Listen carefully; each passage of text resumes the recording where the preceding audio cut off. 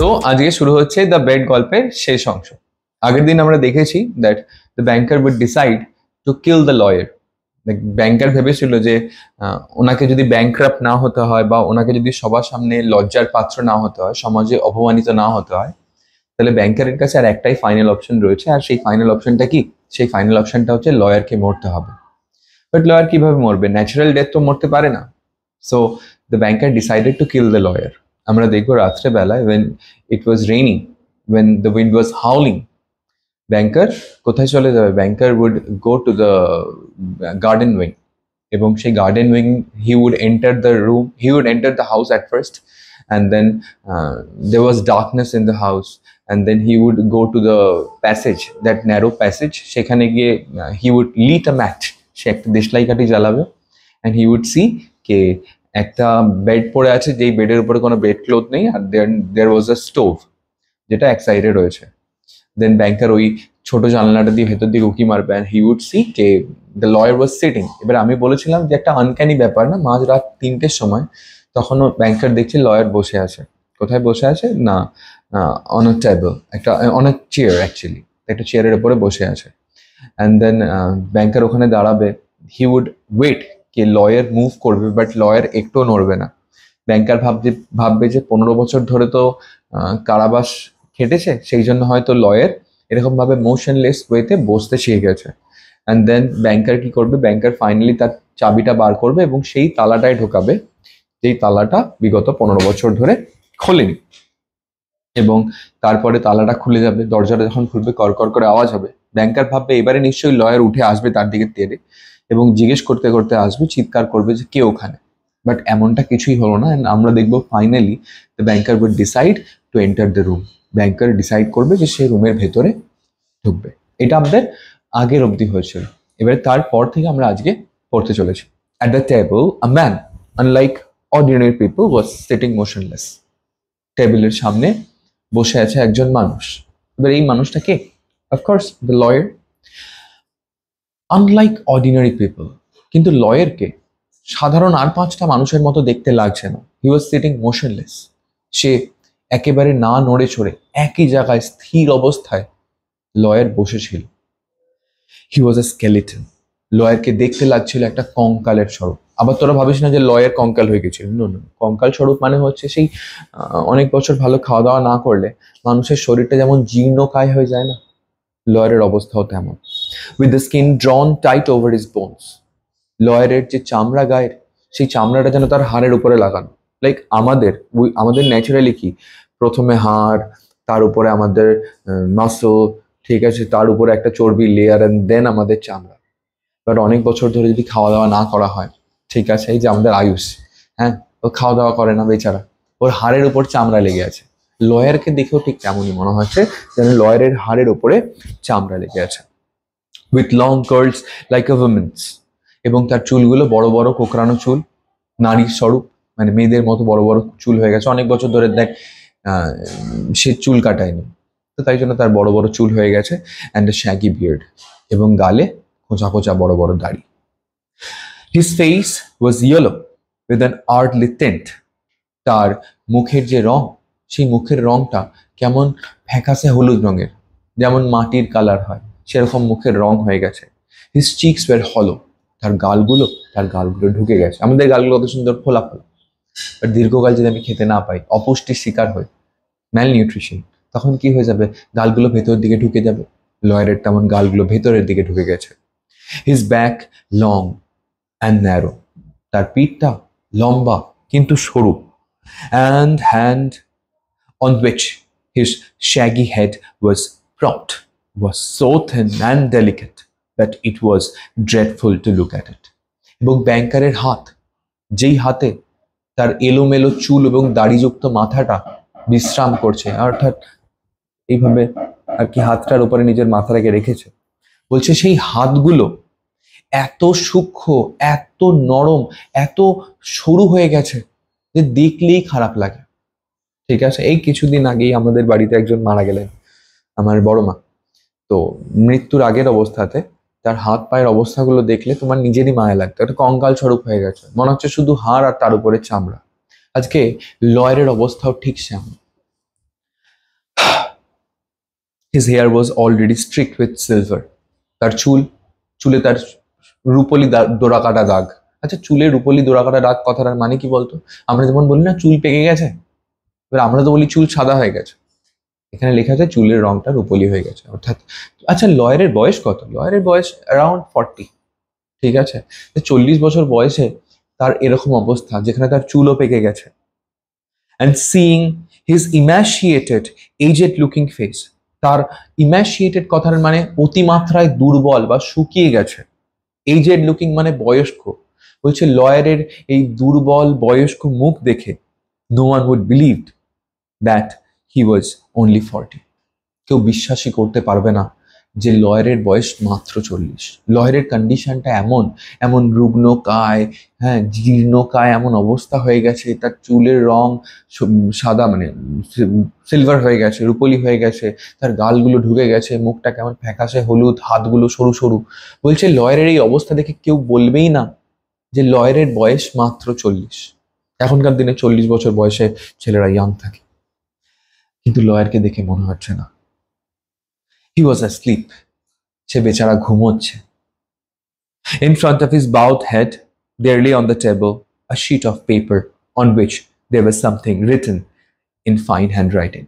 এবং লয়ার যেখানে মাথা নিচু করে শুয়ে আছে, যেখানে ঘুমোচ্ছে মাথা নিচু করে, তার সামনে টেবিলের উপরে একটা চিঠি পড়ে আছে, যেই চিঠিতে সুন্দর হাতের লেখায় কিছু লেখা আছে। আচ্ছা, এটা কে দেখছে? এটা দেখছে banker. Exactly. Poor creature, thought the banker. লয়ারকে দেখে ব্যাংকারের মনে হলো, আহারে বেচারা প্রাণী একটা। লয়ারকে খুব বেচারা মনে হলো ব্যাংকারের। Thought the banker, he is asleep and most likely dreaming of the millions. বলছে আহারে বেচারা প্রাণী, বেটা ঘুমোচ্ছে, আর ঘুমিয়ে ঘুমিয়ে নিশ্চয়ই লক্ষ টাকার স্বপ্ন দেখছে, মিলিয়ন্সের স্বপ্ন দেখছে। কারণ কালকে ঘুম থেকে উঠে, কালকে ওর সুবর্ণ দিন, কালকে ও ছুটি পাবে, ও তো টাকা পাবে। বেচারা টাকার স্বপ্ন দেখছে, বেচারা শুয়ে শুয়ে। And I have only to take his life. And I have only to take this half-dead man, throw him on the bed, stifle him, and a little with pillow. And the most conscientious expert would find no sign of a violent death. ব্যাংকার বলছে বেচারা ঘুমোচ্ছে এবং আমাকে বেশি কিছু করতে হবে না। এই অর্ধ মরা যে মানুষটা, আমাকে একে বিছানায় শুয়ে ফেলতে হবে, তারপরে একটা বালিশ নিয়ে তার মুখে চাপা দিয়ে দিতে হবে, ব্যাস। বলছে যদি আমি এই কাজটা করতে সক্ষম হই, অ্যান্ড দ্য মোস্ট কনস্টেন্টেশিয়াস ম্যান, কোন একজন নিষ্ঠাবান এক্সপার্ট যদি একজন আসে, ধর সাপোজ আমি ওকে মার্ডার করার পরে যদি কোন একজন ডিটেকটিভ আসে এবং ডিটেকটিভ এসে এই সিনারিওটা দেখে, কোনো এক্সপার্ট মানুষও বলতে পারবে না যে এটা আনন্যাচারাল ডেথ। লয়ার এমনি অর্ধেক মরে গেছে, আধ মরা হয়ে যায় না, লয়ারের অবস্থা তেমন। মানে আজকে যদি আমি ওর মুখের উপর বালিশটা চেপে ধরি, সে হয়তো নিজের ডিফেন্সে কিছু করতেও পারবে না, নড়তেও পারবে না, চড়তে পারবে না, বেচারা মরে যাবে। তাহলে ব্যাংকারের মাথায় এখন কি থট চলছে? ব্যাংকারের মাথায় চলছে যে আমাকে বেশি কিছু করতে হবে না, লয়ারটাকে ছুঁড়ে ফেলবো বিছানায়, ওর উপরে চেপে কোল বালিশ, এই নর্মাল বালিশ দিয়ে ওর মুখটা চেপে দেবো, কিছুক্ষণ পরে এমনি প্রাণ ত্যাগ করবে। এবং এটা করার পরেও কেউ আমার উপর সন্দেহ করবে না, কারণ ওর এমনি অবস্থা যেমন, লোকে ভাববে এটা তো natural death. But let us first read what he has written here. কিন্তু আমাকে প্রথমে পড়তে হবে যে ব্যাটা কি লিখেছে। দেখ, ব্যাংকার চাইলে মার্ডার করার পরেও চিঠিটা পড়তে পারত, বাট ব্যাংকার ডিসাইড করবে যে ঠিক আছে, মার্ডার করার জন্য এখনো টাইম আছে, এমনিও তো কেউ নেই, আমি এক কাজ করি, আমি পড়ি চিঠিটায় কি লেখা আছে, তারপরে মার্ডার করবো, আরামসে মার্ডার করবো। The banker took the page from the table and read as follows. এবং টেবিলের উপর থেকে ব্যাংকার ওই যে চিঠিটা নিয়ে এবারে পড়া শুরু করবে। তাহলে চিঠি পড়ার পরে ব্যাংকার কি করবে? ব্যাংকার মার্ডার করবে। কার মার্ডার করবে? লয়ারের মার্ডার করবে। কিন্তু এই মার্ডার করার আগে ব্যাংকার লয়ারের লেখা চিঠিটা একটু পড়ে দেখে নিচ্ছে, কি লিখেছে দেখি।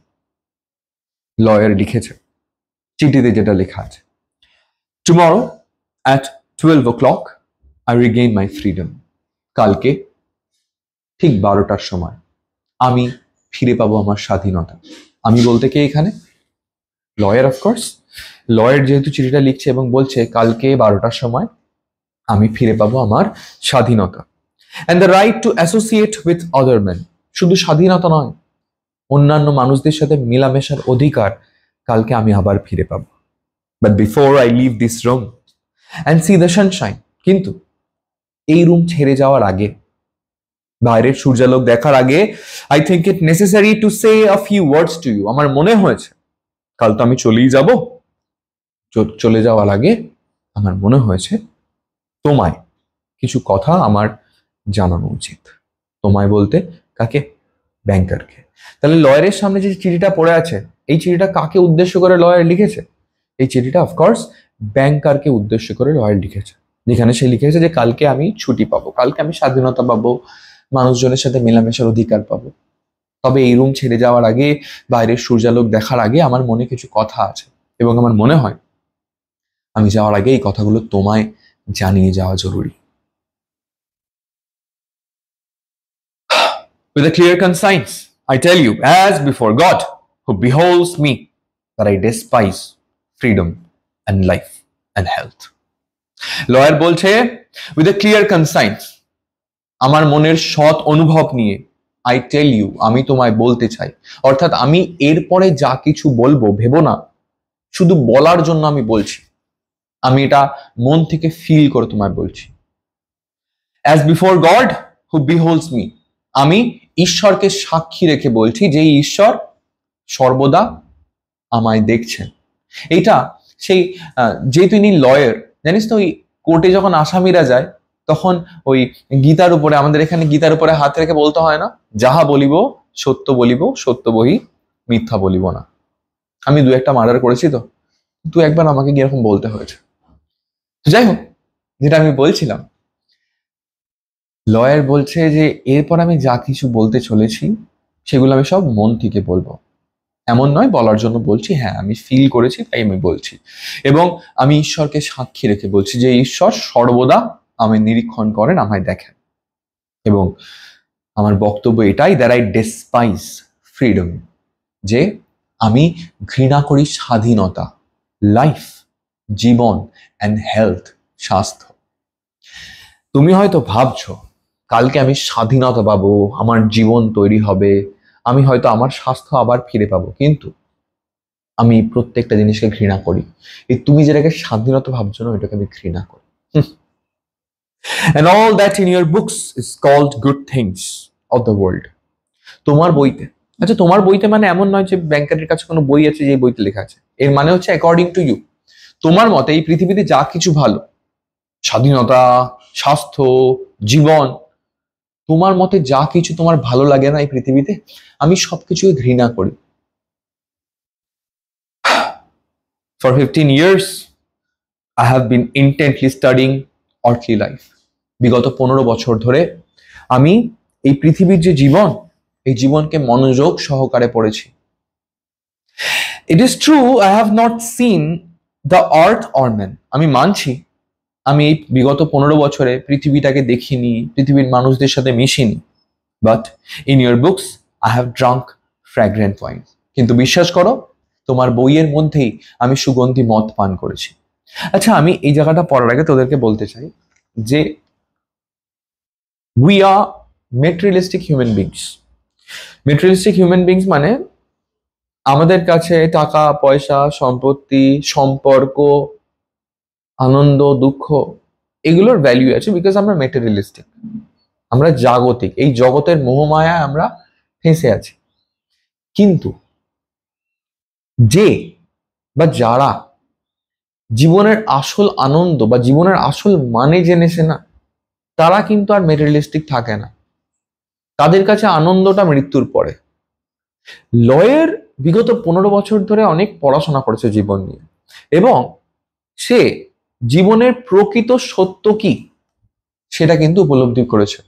তোরা যদি ভারতীয় দর্শন পড়িস, ভারতীয় দর্শনের না দুটো আলাদা আলাদা সম্প্রদায় হয়, একটাকে বলা হয় আস্তিক সম্প্রদায়, একটাকে বলা হয় নাস্তিক সম্প্রদায়। এবং এই আস্তিক সম্প্রদায়ের মধ্যেও আবার 9টা আলাদা আলাদা গ্রুপ আছে, ন্যায়, বৈশেষিক, সাংখ্য, যোগ, মীমাংসা, বেদান্ত, 6টি গ্রুপ আছে। আর নাস্তিক সম্প্রদায় আরো 3টে গ্রুপ, 4 ভাগ বৌদ্ধ, জৈন।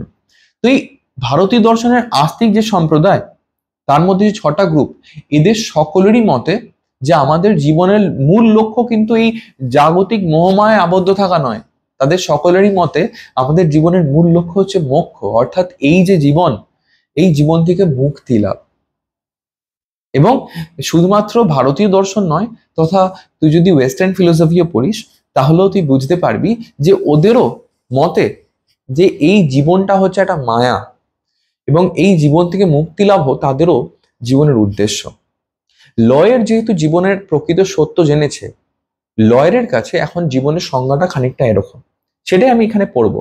লয়ের বলছে যে শোনো, বিগত 15 বছর ধরে আমি জীবনকে নিয়ে অনেক পড়াশোনা করেছি, এবং তুমি ভাবতেই পারো যে এই বিগত 15 বছরে আমি বাইরের পৃথিবীটাকে দেখিনি, তুমি ভাবতেই পারো বাইরের কোনো মানুষের সাথে মিশিনি, তবে বিশ্বাস করো আমি তো বই পড়েছি, এবং সেই বইয়ের মধ্যেই আমি মদ্যপান করেছি। এবারে বইয়ের মধ্যে মদ্যপান করেছি মানে এই নয় যে বইটাকে রেখে এখানে আমি হালকা করে মদ ঢেলে করে মেরে দিয়েছি। ইট মিনস আমরা যখন কোনো বই পড়ি, তখন বইয়ের যে মূল চরিত্র, আমরা সবসময় সেই মূল চরিত্রকে নিজেকে ভেবে নিই, এবং মূল চরিত্রটা যা করছে আমরা ভাবি আমরাই তাই করছি। তোদের ক্ষেত্রে অবশ্য বই পড়াটা কতটা রিলেট করতে পারবি জানি না। তোরা যখন সিনেমা দেখতে যাস, সিনেমা কিছুক্ষণ দেখার পরে সবসময় দেখবি যে আমরা ছেলে না, আমরা নায়কের মধ্যে নিজেকে দেখি, আবার মেয়েরা হয়তো নায়িকার মধ্যে নিজেকে দেখে, এবং নায়ক যখন ঢিসুম ঢিসুম করে আমাদের মনে হয় যেন আমরাই সেই ফাইটিংটা করছি, তাই না? যারা বই পড়তে ভালোবাসে তাদের কাছেও ব্যাপারটা এমন। সেই বইয়ের প্রোটাগনিস্ট যদি আজকে মদ্যপান করে, হ্যাঁ, মাইকেল হেনচার্ড, হ্যাঁ, ফার্মিটি সেলারের টেন্টে যখন মদ্যপান করছিল, তুমি নিজেকে কি ভাবছিলে? তুমি নিজেকে মাইকেল হেনচার্ড ভাবছিলে যে আমি মদ্যপান করেছি দিয়ে বউকে বেঁচে দিয়েছি। যাই হোক, এটা একটা নভেলের আমি জাস্ট একটা ছোট্ট ইনস্ট্যান্স দিলাম। নভেলটার নাম দ্য মেয়র অফ ক্যাস্টারব্রিজ। তো লয়ার বলছে যে আমি মানছি যে আমি বিগত 15 বছরে বাইরে বেরোইনি, কিন্তু এই নয় যে 15 বছর বাইরে বেরোনি বলে আমি আমার জীবনকে উপভোগ করিনি। আমি আমার জীবনকে ততটাই উপভোগ করেছি যতটা বাইরে থেকে তুমি করেছো, তার থেকে হয়তো বেশিই করেছি। কেমন ভাবে বলছে in your books I have drunk fragrant wine. তোমার এই বই পড়ে আমি পান করেছি সুগন্ধি মদ। আই হ্যাভ সাং সংস, আমি গান করেছি। I have hunted stags and wild boars in the forests, আমি শিকার করেছি স্ট্যাগস, পুরুষ হরিণ, শুধু পুরুষ হরিণ নয়, ওয়াইল্ড বোর্স, বন্য শূকর শিকার করেছি। এখন তুমি হরিণ শিকার করতে পারবে না, তাহলে সালমান খানের মতো কেস হয়ে যাবে, তাই না? কিন্তু বইয়ের মধ্যে আমি স্বীকার করতেই পারি, বইয়ের মধ্যে আমি পড়ছি, হ্যাঁ, যে হরিণ শিকার করছে আমাদের নায়ক, আমার মনে হবে আমি স্বীকার করছি। বইয়ের মধ্যে নায়ক যদি বন্য শূকরের শিকার করে, তোরা বাহুবলী দেখেছিস তো? হ্যাঁ, তো অমরেন্দ্র বাহুবলী যখন বন্য পশু শিকার করছিল, দেবসেনা যখন পারছিল না, আমার মনে হচ্ছিল যেন আমি নিজেই করছি। তাহলে তোমার বই পড়ে আমি সুগন্ধি মদ্যপান করেছি, কখনো শিকারে গেছি, পুরুষ হরিণ শিকার করেছি, তো বন্য শূকর শিকার করেছি। and have loved women, শুধু তাই নয়, আমি বিভিন্ন নারীদের ভালোবেসেছি। এখানে দেখ, লাভড উমেন করা আছে, উমেন মানে একাধিক নারী। আমাদের ক্ষেত্রে বাস্তবে এসব করতে গেলে আমরা মারধর খেয়ে যাব। We can love only one man, একটা মহিলাকেই ভালোবাসতে পারবো, তাও সেই মহিলা আমার কথা মতো চলবে না, হ্যাঁ, আমাকে নিজের আঙুলে নাচাবে। তো বাস্তব জীবনে প্রেম করাটা যতটাই কি বলবো দুর্ভোগ যুক্ত, বইয়ের মধ্যে প্রেম করা কিন্তু অতটা দুর্ভোগ যুক্ত না। আমার কল্পনায় প্রেম করেছি, তো কল্পনায় মানুষ কত কিছুই না করতে পারে। কল্পনায় আমার প্রেমিকা আমার কথা মতো চলবে, বাস্তবে চলবে না। আমি কল্পনার মধ্যে বই পড়ে কল্পনা করে প্রেমও করেছি, একটা নয়, বেশ কিছু। বিউটিজ অ্যাজ ইথেরিয়াল অ্যাজ ক্লাউডস, সুন্দরীরা কিসের মতো সুন্দরী? বলছে মেঘের মতো স্বর্গীয় সুন্দরী। এই শরতের আকাশে মেঘ দেখবি কত সুন্দর, স্বর্গীয় সুন্দর। বলছে এই মেঘের মতো স্বর্গীয় সুন্দরী নারীরা, created by the magic of your poets and geniuses, এই যে তোমাদের যে বড় বড় কবি অথবা বড় বড় বুদ্ধিযুক্ত মানুষ তাদের সাহিত্যে সুন্দরী নারীদের সৃষ্টি করেছে, যেমন হেলেন, হেলেনের নাম শুনেছিস? হ্যাঁ, the princess of Troy, the queen of Troy. যেমন ক্লিওপাট্রা, মিশরের রানী। বাস্তবে তারা আমাদের দিকে, যদি এরকম কোনো ক্যারেক্টার থাকতো তারা আমাদের দিকে হয়তো ঘুরেও তাকাতো না, কিন্তু বইতে পড়ার মাধ্যমে আমি তার সাথে প্রেম করতেই পারি। আমিও নিজেকে প্যারিস ভেবে নিতে পারি। যাই হোক, প্যারিস হচ্ছে ইলিয়াড বলে একটি মহাকাব্য, সেই মহাকাব্যের একটি চরিত্র যে ট্রয়ের রানী, যার নাম হেলেন, তাকে অ্যাবডাক্ট করেছিল, তুলে নিয়ে গেছিল। তো আমি যদি এখন ইলিয়াড পড়ি, আমি নিজেকে প্রথম দিকে প্যারিস ভাবতে পারি এবং আমার প্রেমিকা হয়ে গেল তখন হেলেনা। তো তাই জন্য বলছে যে শোনো, সুন্দরীরা কিসের মতো সুন্দর না, মেঘের মতো সুন্দরী, মেঘের মতো স্বর্গীয় সুন্দরী নারীরা, created by the magic of your poets and geniuses. এই যে তোমার কবিরা বা বড় বড় বুদ্ধিসম্পন্ন মানুষরা তাদের সাহিত্যের মধ্যে যাদেরকে তৈরি করেছে, যাদেরকে সৃষ্টি করেছে, have visited me at night. জানো, ওই নারীরা রাত্রেবেলা আমার সাথে দেখা করতে আসতো। যেমন আলেকজান্ডার পোপের রেপ অফ দ্য লকের বেলিন্দা, কত সুন্দরী নারী, বলছে সে রাত্রেবেলা আমার সাথে দেখা করতে আসতো। And have whispered in my ears wonderful tales that have set my brain in a boil. এবং ওই সুন্দরী নারীরা এসে কি করতো, আমার কানে গল্প শোনাতো। না না, অসভ্য। সুন্দরী নারীরা প্রতি রাতে এসে আমার কানে গল্প শোনাতো, যাদের গল্প শুনে, যাদের নিদারুণ গল্প শুনে বলছে আমার মাথা ঘুরে যেত। আরে বাপরে, এমন গল্প শোনাতো। বাস্তবে এগুলো সম্ভব নয়, কিন্তু বই পড়ে সম্ভব। দেখেছো অনুভব? এই জন্য বলি বই পড়ো, কল্পনার জগতে ভাসো। কল্পনার জগৎ এই বাস্তব জগতের থেকে অনেক বেশি মধুর, অনেক বেশি মনোরম। In your books, I have climbed to the peaks of Elbrus or Mont Blanc, and from there I have seen the sunrise. তোমার বইতে আমি চড়েছি বিভিন্ন পাহাড়ে, যেমন এলব্রুজ, যেমন মন্ট ব্ল্যাঙ্ক। বাস্তবে আমি চড়তে পারি না পারি, বাস্তবে আমি শুধু জীবনে একটাই পাহাড় চড়েছি, তার নাম শুশুনিয়া পাহাড়। I have never been to Himalayas, আমার বাড়ির এত কাছে হওয়া সত্ত্বেও। কিন্তু আমি গল্পের বইতে বিভিন্ন পাহাড় চড়ে নিয়েছি। আমি তো আফ্রিকায় চলে গেছি, হ্যাঁ, ওল্ডানিয়া লেঙ্গাই দেখে এসেছি। তোরা জানিস না ওল্ডানিয়া লেঙ্গাই কি? হ্যাঁ, বাংলা সাহিত্য পড়লে তোমরা জানতে পারবে। অগ্নিদেবের শয্যা, বিভূতিভূষণ বন্দ্যোপাধ্যায় পড়েছো কেউ? পড়ো নাই? পড়েছিস, গুড। তো দেখ, আমি বাস্তবে আমার বাড়ির সামনে হিমালয় পর্বতে না চড়লেও আমি কল্পনার জগতে বই পড়ে কিন্তু আফ্রিকাতে পাহাড় চড়ে এসেছি। এইখানেও ঠিক তেমন ভাবে লয়ার বলছে যে শোনো, তোমার বই পড়ে না আমি বিভিন্ন পর্বতের শৃঙ্গে উঠে বসেছি। কি পর্বত? মাউন্ট এলব্রুজ, সরি, এলব্রুজ পর্বত অথবা Mount Blanc. And from there I have seen the sunrise. এবং সেই পাহাড়ের চূড়ায় বসে আমি দেখেছি সূর্যের আগমন, অর্থাৎ সূর্য উঠছে। পাহাড়ের চূড়ায় বসে সূর্য ওঠার সৌন্দর্য আমি বাস্তবে দেখিনি, কিন্তু লয়ের সে তার কল্পনার জগতে বসে দেখেছে পাহাড়ের চূড়ায়, এলব্রুজ পাহাড়, মন্ট ব্ল্যাঙ্ক পাহাড়, সেই পাহাড়ের চূড়ায় বসে সূর্যোদয়কে দেখতে কেমন লাগে। And have watched it at evening flood the sky and the ocean and the mountain tops with gold and crimson. এই পাহাড়ের চূড়ায় বসে আমি শুধু সূর্যোদয় দেখিনি, সন্ধ্যায় সূর্যাস্তও দেখেছি। আমি দেখেছি সন্ধ্যায় সূর্যের আলোতে সমস্ত আকাশ, সামনে থাকা সমুদ্র অথবা পাহাড়ের যে উপরিভাগ সূর্যাস্তের সময় কেমন সোনালী এবং হালকা লালচে রঙের হয়ে যায়, আমি তা উপভোগ করেছি। দেখ, যেগুলো বাস্তবে হয়তো একটা মানুষের পক্ষে এত কিছু করা সম্ভব নয়, কিন্তু in the world of fiction, গল্পের দুনিয়ায় মানুষ এগুলো সবটাই করতে পারে। I have watched from there the lightning flashing over my head and cleaving the storm clouds. পাহাড়ের চূড়ায় বসে আমি দেখেছি আমার মাথার উপরে বিদ্যুতের ঝলকানি যেই বিদ্যুতের ঝলক মেঘ ভেদ করে নিচে নেমে এসছে। I have seen green forests, আমি দেখেছি সবুজ জঙ্গল, ফিল্ডস জমি, রিভার্স নদী, লেকস হ্রদ অ্যান্ড টাউনস, আর কতই না শহর। দেখ, বইয়ের দুনিয়া সে কত এনজয় করেছে। কে বলবে সে 15টা বছর ঘরের মধ্যে বন্দি ছিল? 15 বছর ঘরের মধ্যে বন্দি থাকা অবস্থাতেও সে সারা পৃথিবী ভ্রমণ করেছে। হ্যাঁ, পার্থক্যটা কোথায়? চোখ খোলা আর চোখ বন্ধ, ব্যাস এইটুকুনি তো পার্থক্য।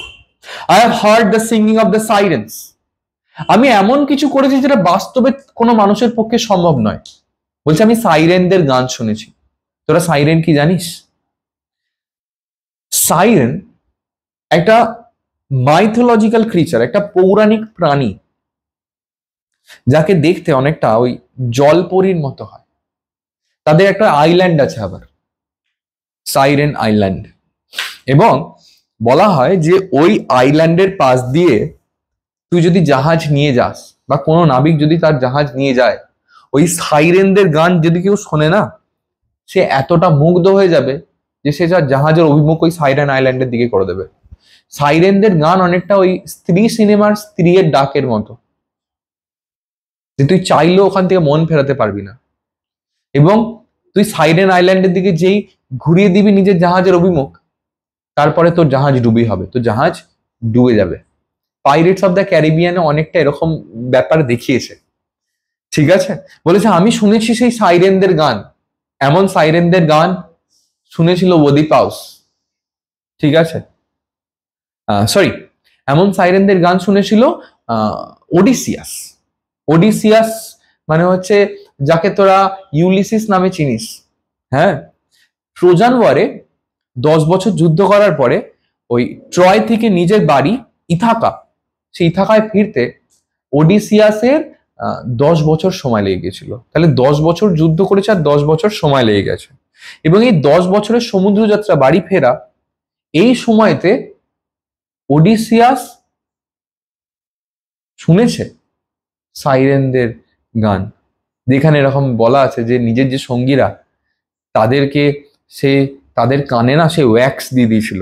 ওয়্যাক্স মানে হচ্ছে ওই মোম গলিয়ে নিজের সঙ্গীদের কানে দিয়ে দিয়েছিল, যাতে সঙ্গীরা না শুনতে পায় সাইরেনদের গান। আর নিজেকে একটা খুঁটিতে বেঁধে রেখেছিল ওডিসিয়াস, যাতে সে জাহাজটাকে কখনোই সাইরেন আইল্যান্ডের দিকে অভিমুখ না করে দিতে পারে। তাহলে সাইরেন আইল্যান্ড কতটা ডেঞ্জারাস! কিন্তু সাইরেন আইল্যান্ডের ওই সাইরেনদের গান যে শোনে না, সে আর ফিরে আসতে পারে না জীবন্ত অবস্থায়, সে মরবে নিঘাত। কিন্তু আমাদের লয়ার, সে বলছে আমি সাইরেনদের গান শুনেছি এবং বেঁচেও আছে। কেন বলতো? কারণ বাস্তবে নয় তো, সে কল্পনায় শুনেছে।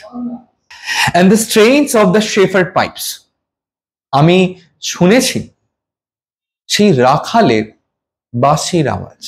এবারে এটা কোন রাখাল আর কোন রাখালের বাঁশির আওয়াজ সে শুনেছে, সেটা আমি তোমাদের উপর ছাড়লাম, হয়তো তোমরা আমার থেকে ভালো জানো। I have touched the wings of comely devils, আমি ছুঁয়েছি দৈত্যের সুন্দর ডানা।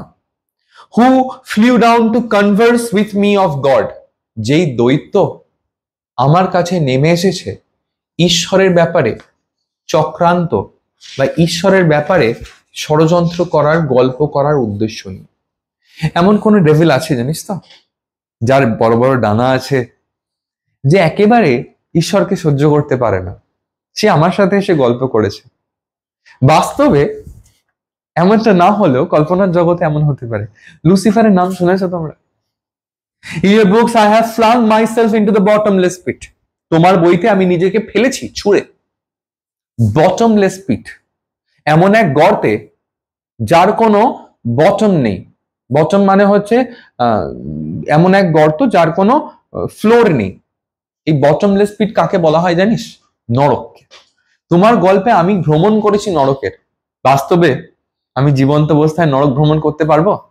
একেবারেই পারবো না। কিন্তু তোমার গল্পে আমি নরকের ভ্রমণও করেছি, তোমার বইতে। পারফর্ম মিরাকলস, আমি জাদু দেখিয়েছি। স্লেইন অ্যান্ড বার্ন টাউনস, তোমার গল্পে আমি হত্যা করেছি, শহর জ্বালিয়েছি। প্রিচড নিউ রিলিজিয়ন্স, আমি ধর্ম প্রচারও করেছি অ্যান্ড কনকার্ড হোল কিংডমস, আমি রাজ্য জয় করেছি। দেখো আমি যখনই যেই গল্পই পড়েছি না কেন, সেই গল্পে সবসময় নিজেকে কি ভেবেছি, সেই গল্পের নায়ক ভেবেছি।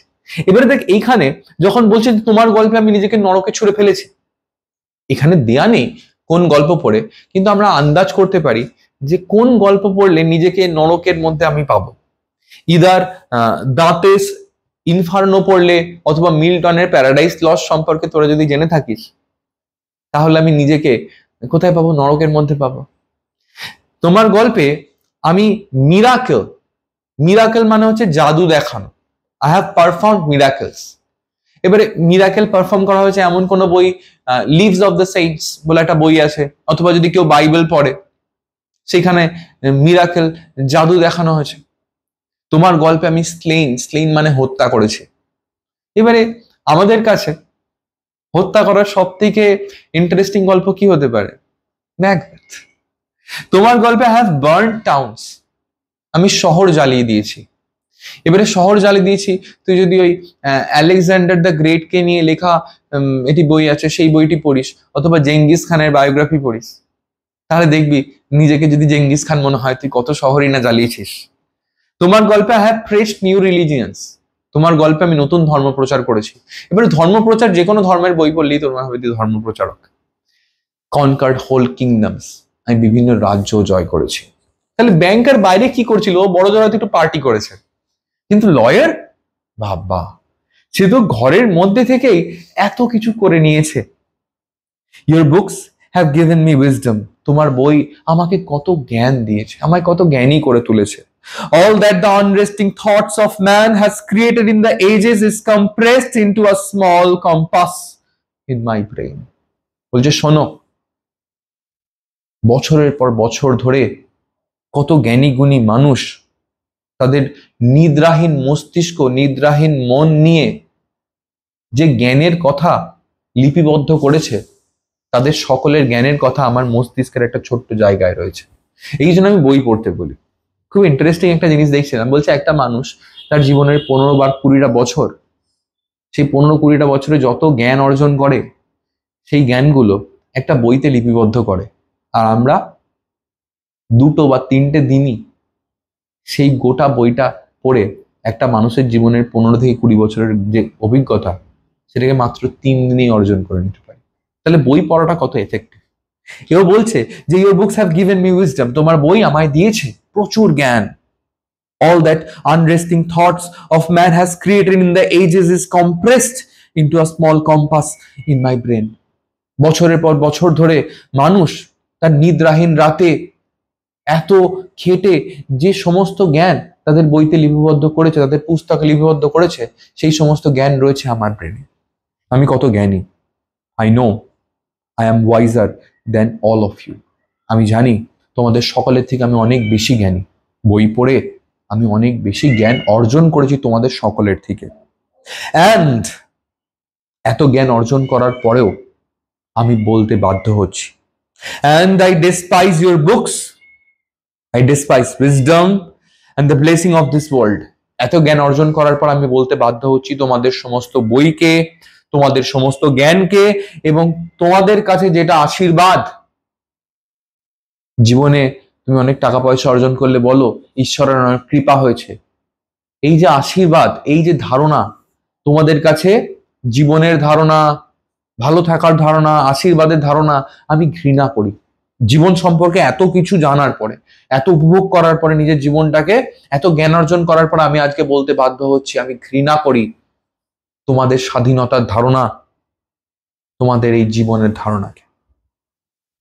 It is all worthless, fleeting, illusory and deceptive like a mirage. তুমি জানো আমাদের জীবনে স্বাস্থ্য বলো, আনন্দ বলো, দুঃখ বলো, এই প্রত্যেকটা জিনিস যেগুলো তোমরা চাও আর কি, এই প্রত্যেকটা জিনিস হলো ওয়ার্থলেস, মূল্যহীন। জীবনে আজকে তুই যে আনন্দ করছিস, যেটাকে ভাবছিস আনন্দ, অর্থহীন, কোনো মানে নেই। জীবনে আজকে ভাবছিস একটা প্রেম হলে জীবনটা একেবারে দারুণ হয়ে যাবে, ক্ষণস্থায়ী, ফ্লিটিং। প্রেম কি চিরস্থায়ী হতে পারে? কোনোদিনই হতে পারে না। আরে একটা মানুষ চিরস্থায়ী হতে পারে? পারে না। তাহলে মানুষের প্রেম কি করে চিরস্থায়ী হবে? এটা কিন্তু প্রচুর বোঝার বিষয়। লয়ার কিন্তু দারুণ একটা জ্ঞানের কথাই বলছেন যে শোনো, এই পৃথিবীতে তুমি যা কিছু আনন্দের ভাবছো কোনোটাই আনন্দের নয়, কারণ প্রত্যেকটাই মূল্যহীন, ক্ষণস্থায়ী, ইলিউজরি, মায়াজাল। যেটাকে আনন্দ দেখছো ওটা আনন্দের নয়, যেটাকে দুঃখ দেখছো সেটা দুঃখ নয়। অ্যান্ড ডিসেপটিভ, পৃথিবীর সবকিছুই প্রতারণাপূর্ণ। লাইক আ মিরাজ, এই পৃথিবীতে যা কিছু আছে সবকিছু মরীচিকার মতো। আমরা সেই মরীচিকার পেছনেই ছুটছি। আমাদের দেখবি জীবনে সফলতা পাওয়ার জন্য আমরা কত কিছু করি, আলটিমেটলি কখন সফল হই বুঝতে পারি না, মৃত্যু চলে আসে, মরে যাই। তাহলে জীবনে যা কিছু আছে না, প্রেম, ভালোবাসা, সম্পর্ক, আনন্দ, দুঃখ, সফলতা, ব্যর্থতা, সবটাই ক্ষণস্থায়ী, সবটাই একেবারে কি বলবো, মায়া, মরীচিকার মতো। তুই ভাবছিস আছে, নেই। You may be proud, wise and fine, but death will wipe you off the face of the earth as though you were no more than a mice burrowing under the floor.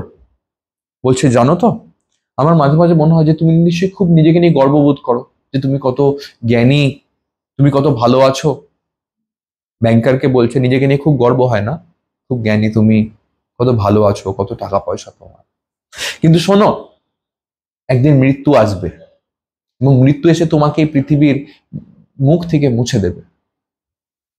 তুমি জানো, একটা ইঁদুর যে মাটির তলায় নিজেকে লুকিয়ে রেখেছে, সেই ইঁদুরের থেকে বেশি কিছু তোমার অস্তিত্ব নেই।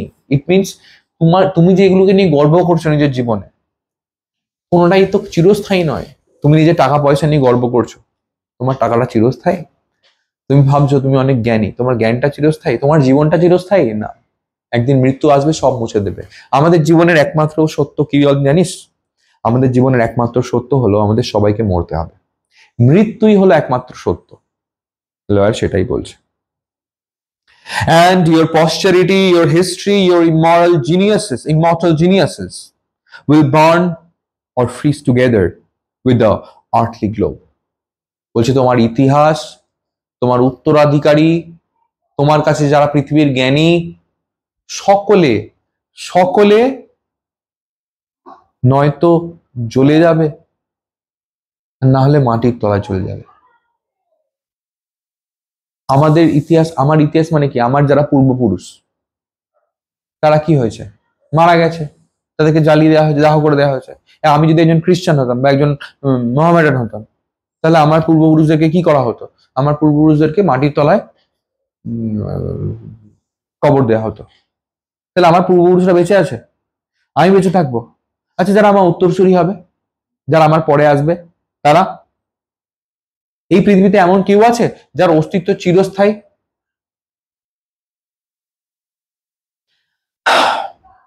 You have lost your reason and taken the wrong path. Lawyer ব্যাংকারকে বলছে শোনো, তুমি না যুক্তি হারা হয়েছো। তোমার মধ্যে যে যুক্তি ক্ষমতা সেটা হ্রাস পেয়েছে, কোনোদিন ছিল না বটে। And taken the wrong path, তুমি তো ভুল রাস্তায় ছুটছো। এটা শুধু ব্যাংকারকে বলছেন, এটা আমাদের সবাইকে বলছে। আমরা সবাই ভুল রাস্তায় ছুটছি, আমরা সবাই ছুটছি জীবনে সফলতার পেছনে। হ্যাঁ, আমাদের কাছে আনন্দ কি পেলে, ভালো খেতে পেলে, আনন্দ, ভালো সম্পর্ক হলে, আনন্দ ঘুরতে গেলে, এগুলো কোনোটাতেই আনন্দ নেই, এগুলো সব মায়া। লয়ারের মতো লয়ার বলছে শোনো banker, you have lost your reason. তোমার জ্ঞানচ্যুত হয়েছে, তুমি, তোমার মধ্যে জ্ঞান নেই। And taken the wrong path, তুমি ভুল পথে দৌড়াচ্ছ, তুমি জীবনের পথে দৌড়াচ্ছ, ভাবছো জীবনের বাস্তবতা আছে, জীবনের কোনো বাস্তবতা নেই। You have taken life for truth, তুমি তোমার আশেপাশে যা কিছু মিথ্যা সেগুলোকেই সত্যি ধরে নিয়েছো। হিডিয়াস ফর বিউটি, তুমি সব নোংরা জিনিসগুলোকেই সুন্দর ভাবছো। এখানে আমার প্রেমানন্দজির কথা খুব মনে পড়ে। প্রেমানন্দজি একটা কথা বলেছিল, আমি খুব বড় ভক্ত না, উনি বলেছিলেন যে কি ভালো লাগে মলমূত্রকে ছেদ, এর পেছনে দৌড়াচ্ছ তোমরা। হ্যাঁ, সবটাই নোংরা, যা সুন্দর তা এখানে নেই, তা সব ওখানে আছে, ওপারে আছে। মৃত্যুর পরে আমরা প্রকৃত বাঁচব। ঠিক আছে? তোরা ওশোর নাম শুনেছিস? একজন দার্শনিক, একজন বিখ্যাত দার্শনিক, তার ওড়নায় অনুপ্রাণিত হয়ে তারই দুজন ফলোয়ার মাসখানেক আগে সুইসাইড করেছে, শুধু এই ভেবে এই জীবনটা তার মরীচিকা, যা আছে তার সবটাই ওপারে, মৃত্যুর ওপারে আছে। বলছে তুমি না মিথ্যেটাকেই সত্যি ধরে নিচ্ছ। মিথ্যে কি বলতো? এই জীবনটা। সত্যি কি বলতো? মৃত্যুটা। আর তুমি এই মিথ্যেটাকেই সত্যি ভাবছো, তুমি কুৎসিত জিনিসটাকেই সুন্দর ভাবছো। ইউ উড মার্ভেল, এখানে না একবার একটু ঠোকা দিয়ে বলবে, এটাকে রোস্ট করা বলে আমাদের ল্যাঙ্গুয়েজে, দিস ইজ রোস্ট। এর পরের লাইনটা খুব মানে লম্বা টেনে একটা থাপ্পড়, একটা জোকস মারবে। লয়ার ব্যাংকারের প্রতি বলছে, you would marvel if owing to strange events of some sorts frogs and lizards suddenly grew on apple or orange trees instead of fruit. আচ্ছা, তুমি বড় অবাক হবে না যদি কোনোদিন তুমি দেখো যে আপেল গাছে বা কমলা লেবু গাছ, আচ্ছা আপেল গাছে কি ফল হবে? কমলা লেবু গাছে। আচ্ছা তুমি খুব অবাক হবে না যদি দেখো আপেল গাছে আপেলের বদলে ব্যাঙ ফুটেছে? আচ্ছা কমলা লেবুর গাছে কমলা লেবুর বদলে টিকটিকি ফুটেছে? তুই ভাব, আপেল খেতে গেলি দেখলি আপেল নেই, আপেল গাছে শুধু ব্যাঙ হয়েছে। কমলা লেবু গাছের তলায় গেলি দেখলি কমলা লেবুর জায়গায় ব্যাঙ সব টিকটিকি ঝুলছে, কমলা লেবু ঝুলছে না। তুমি অবাক হবে না? or if roses began to smell like sweating horse, আচ্ছা তুমি অবাক হবে না যদি তুমি কোনো গোলাপের গন্ধ শোকো এবং দেখো যে এটা দিয়ে ঘোড়ার ঘামের গন্ধ বেরোচ্ছে? বড় অদ্ভুত লাগবে তো, অবাক লাগবে তো। So I marvel at you who exchange heaven for earth. আমারও তোমাকে দেখে অতটাই অবাক লাগে যে স্বর্গকে ত্যাগ করে এই পৃথিবীকে বেছে নিয়েছে। আমরা সকলে মরতে ভয় পাই। আচ্ছা মৃত্যুর মানে আমরা কোথায় যাবো? আমরা স্বর্গে যাব। আমরা সকলে মরতে ভয় পাই কারণ আমরা পৃথিবীতে থাকতে ভালোবাসি। কিন্তু আসল সুখ কোথায়? আসল সুখ স্বর্গে। কিন্তু অ্যাজ উই আর মেটেরিয়ালিস্টিক, আমরা না ভুলে গেছি স্বর্গের স্বাদ, আমরা জানি না। এবং তাই জন্য আমাদের কাছে এই যে কুৎসিত পৃথিবী, এটাকেই আমাদের সুন্দর বলে মনে হয়। আমার মনে হয় লয়ার না একটু বেশি দর্শন করে নিয়েছে জীবনে, প্রচুর বেশি দর্শন করে নিয়েছে। বলছে আমারও তোমাকে দেখে অতটাই অদ্ভুত লাগে। তুমি ভাবো স্বর্গের বদলে এই পৃথিবী চুজ করেছো, তুমি পৃথিবী বেছে নিয়েছো। I don't want to understand you, এবং আমি তোমার জ্ঞান বুঝতেও চাই না যে তুমি কেন বেছে নিয়েছো বাকি। To prove you in action how I despise all that you live by, I renounce the 2 millions of which I once dreamed of as paradise and which now I despise. বলছে তোমাকে এতক্ষণ ধরে যে কথা বললাম সেই কথাটার সারমর্ম হচ্ছে এটাই যে আমি ঘৃণা করি তোমার দেয়া স্বাধীনতা, তোমার ওই টাকা পয়সা আর এই জীবনকে। এবং আমি যে এই কথাগুলো বললাম, এই কথাগুলো যে আমি হাওয়াতে বললাম না, তার প্রমাণস্বরূপ আমি কি করছি? আমি ত্যাগ করছি। কি ত্যাগ করছি? তোমার দেওয়া 2 মিলিয়ন টাকাকে আমার চাই না। To deprive myself of the right to the money, I shall go out from here 5 hours before the time fixed and so break the compact. শোনো, কতদিন হয়েছে বলতো? 14 বছর 364 দিন হয়ে গেছে। বলছে শোনো, যাতে তুমি আমায় টাকা দিতে বাধ্য না হও সেই জন্য আসল সময় পূরণ হওয়ার 5 ঘন্টা আগেই আমি পালিয়ে যাবো এখান থেকে। চিন্তা নেই, টাকা আমার লাগবে না। আমি টাকা নিয়ে কি করবো? আমি মানি নাই পৃথিবীতে সুখ আছে, টাকা দিয়ে কিনবো কি আমি? সেই জন্য আমি যে কথাগুলো এতক্ষণ ধরে হাওয়ায় বলছি না, সেটা প্রমাণ করার জন্য, আর যাতে তুমি আমাকে তোমার ওই 2 মিলিয়ন টাকা দিতে বাধ্য না থাকো সেই জন্য আমি নির্দিষ্ট সময়ের 5 ঘন্টা আগেই এই ঘর থেকে বেরিয়ে যাব। When the banker had read this, he laid the page on the table, kissed the strange man on the head. ব্যাংকার যখন এই চিঠিটা পড়লো, চিঠিটা রেখে এই বুড়ো মানুষটার কপালে একটা চুমু খেলো। বুড়ো মানুষ মানে লয়ার, হ্যাঁ। And went out of the lodge weeping, এবং এই লজ মানে এই যে গার্ডেন উইং এখান থেকে বেরিয়ে চলে গেল কাঁদতে কাঁদতে। এখানে বোঝানোর চেষ্টা করেছে ব্যাংকার ফিল করেছে লয়ারের বক্তব্যটা, এই পৃথিবীতে কিছু নেই, পৃথিবী মায়া, যা আছে সব ওপারে। আমার মনে হয় ব্যাংকার ভাবছে বেঁচে গেলাম, কপালে চুমকে, ঠিক আছে তুমি এসব নিয়ে এই ভাবনা, তুমি তোমার ভাবনা নিয়ে থাকো, আমি 2 মিলিয়ন টাকা রাখছি। যাই হোক, এইসব তোদেরকে বোঝাবো না, তোদেরকে যেটা বোঝানো সেটা হচ্ছে ব্যাংকার খুব অনুভব করলো লয়ারের কথাটা, ঠিক। এবং এই বাগান বাড়ি থেকে কাঁদতে কাঁদতে লয়ার বেরিয়ে গেল।